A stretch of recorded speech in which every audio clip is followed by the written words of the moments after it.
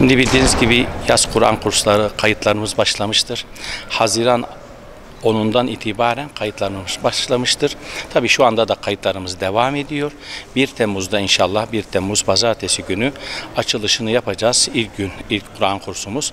Tabii ki bizim amacımız burada çocuklarımız yıl boyunca okuldaki eğitimlerin ek olarak dini bilgiler konusunda özellikle camilerimizi, Kur'an'ı, Peygamberimizi tanıtmak niyetiyle camilerimiz neleri yapıyor, nelerden bahsediyor, camilerimizin konumu nedir? Kur'an-ı Kerim'in özellikle Allah'ın emri olan Kur'an-ı Kerim'imizi ve bu Kur'an-ı Kerim'imizin yol, hidayet rehberi olduğunu çocuklarımıza öğretmek, Peygamberimizi tanıtmak, Peygamberimizin sünnetini, ihyasını tanıtmak. Ayrıca bununla beraber namaz, oruç, zekat, hac, abdest nasıl aldığımızı, nasıl yapmamız gerektiğini, ibadetlerimizi öğretmek niyetiyle biz yaz Kur'an kurslarımızı tabii ki çocuklarımızı davet ediyoruz. Ancak tabii ki biz bununla beraber Elifba'yı öğretiyoruz, Kur'an-ı Kerim okumasını öğretiyoruz, dualarımızı öğretiyoruz, namaz surelerini öğretiyoruz.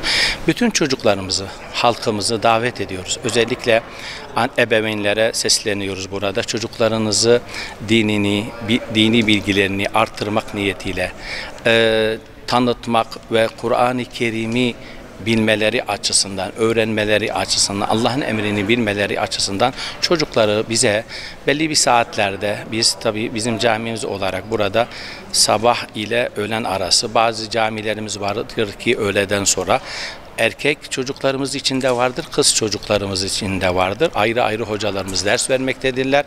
Çocuklarımızı biz davet ediyoruz. Haydi camiye koşun diyoruz. Şimdi tabii ki Kur'an-ı Kerim Allah'ın kitabıdır ve bize rehber ediyor.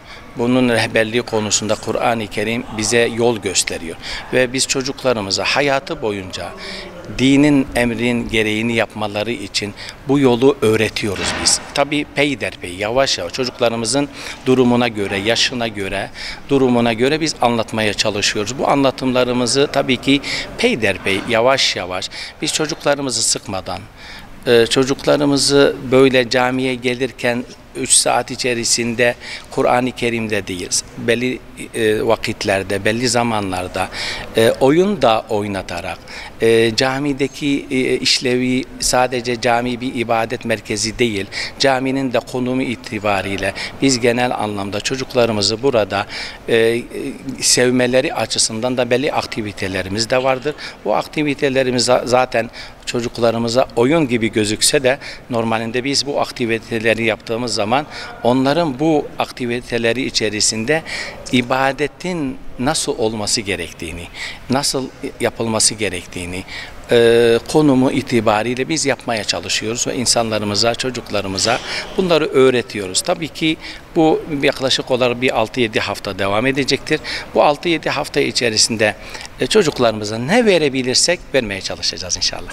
Biz cami itibariyle camimize mesela hafta sonları çocuklarımızı bazen alıyoruz. Ara ara 15 tatil diyebildiğimiz ara tatillerde de alıyoruz. Bizim normalinde özellikle mahallede oturan çocuklarımıza yönelik belli ailelerin çocuklarını buraya 15-20 kişi, 30 kişi olabiliyor.